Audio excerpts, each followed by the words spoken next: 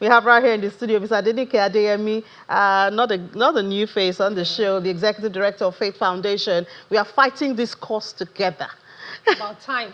Are we making progress, though? So I think we are, and this is a very good initiative, I will say. Like you said, we have about 50% of women as part of the population, and we see that in terms of the micro, small, and medium enterprises, we have 48% of women, and we continue to see that gradual growth.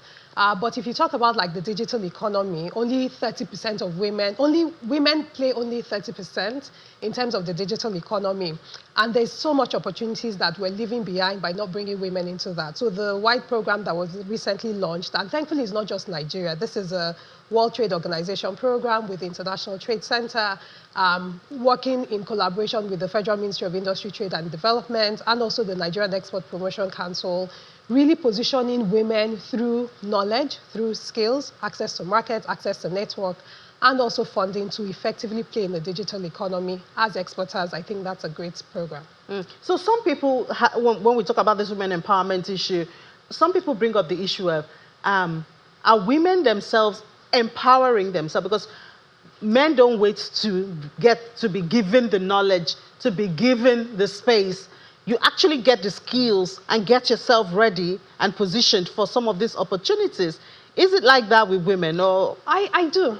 At least the women I know, the women we support at Faith Foundation, I do.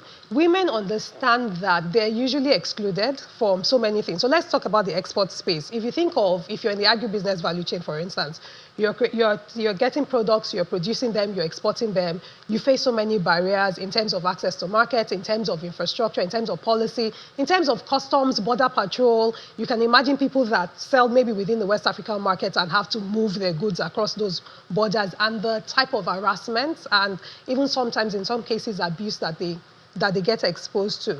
But on the other hand, women... Sorry, but is this different from what the men face? Because there are hurdles also when you speak to men. There are hurdles for entrepreneurs across board, period. But for certain types of women in certain types of business sectors, almost like you talked about politics also, the hurdles are even significantly higher and harder too.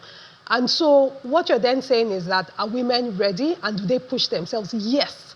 So in a lot of situations, we've seen that women provide themselves to training, provide themselves to knowledge, provide themselves to exposure and learning.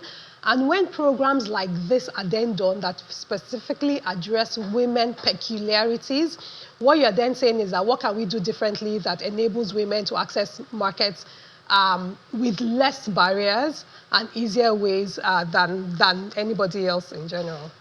So I know we're talking about women in export, but I mean, the findings also show that while you see women maybe as managers and all of that, the higher you get in the hierarchy, the less women you see. Yes, so same with data on women entrepreneurs in Nigeria. So most of the women that play now in entrepreneurship are within the nano and micro levels. By the time you get to medium-sized business, small and medium-sized businesses, they're less than a quarter. And part of that barrier is access to institutional financing, so growth capital. So this is not small grants and the like, but also access to wider markets beyond family and friends and sort of like their closer communities. And if you want to move women to then play in larger businesses, to be able to play in spaces where their products, their services compete favorably, and also they can also overcome a lot of the institutional barriers, you probably will then need to create dedicated programs like this that provide capital like this does in different ways, and also look at the institutional barriers and make special provisions for women through partnerships, through like the policy partnerships or the institutional partnerships like you have with the WIDE program. So in the formal space, payment, salary parity, is that still an issue in the country? What do you mean? Can you clarify? So that sometimes the women are paid less than their male counterparts. Well, yeah, I know that in some reports, like I know McKinsey recently released a few reports around women on boards, women in work environments, and you definitely do see that. You do see that in particular with some sectors. So that still exists. Same thing again with women entrepreneurship, and that's why you need policies and initiatives that address that, but specific to the spaces that those happen. But more importantly is even understanding why is that happening. Is it that maybe there's no support? Is it that there are no policies that enable that? How do you also make sure that you have supportive systems and networks and mentoring programs that also provide handholding for women to be able to see the opportunities that there are? Number three would also be putting in place things that enable that. So I'll give you an example. With a lot of the programs we do for women, we provide things like home care services for children, because a lot of time women are the care bearers and caregivers of their homes. They need to take their children to school, pick up their children from school, and if they're doing programs and have capacity building programs, they need to be able to bring their children there. So we have programs where we have creche services that are available and mobile creche support that's also there. So if you don't understand what's preventing women from accelerating their careers, whether within the corporate spaces or growing their businesses to the extent that they can, should they decide to be able to do that, you'll be designing programs, like you said, empowering women empowerment programs, but if they're not solving the issues, it will just be running the programs and it won't address the problems that created them in the first place. But I guess with conversations such as this, which is now commonplace, it's now out there that if you really want to empower women, you also have to look at, would I call it, the softer side of it, the caregivers and the care. So it's a holistic look. So you look at the things that will build their capacity first of all. So do they have the right knowledge, the information, and the resources first?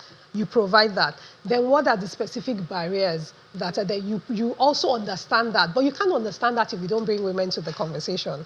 You also don't say, because even in our case, we started providing that care support because the women told us that this was an issue they have, and then that support was made available.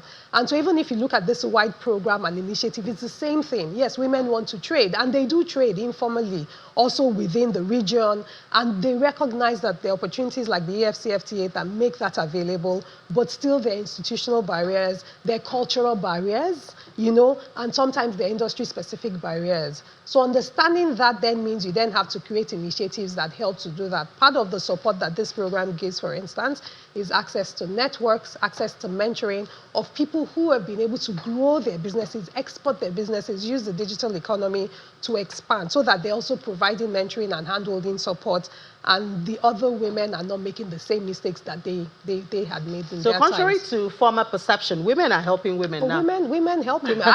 For my example, I've seen a lot of women that have supported my growth and my development, and I think in both sides too, there are cases where men may not help men, and we have that. All right, thank you so much for what you do. Thank you. And also for, always reaching out there and being available when we need you. Executive Director of Faith Foundation, Ms. Adenike Adeyemi, thank you for your time. Thank you very much.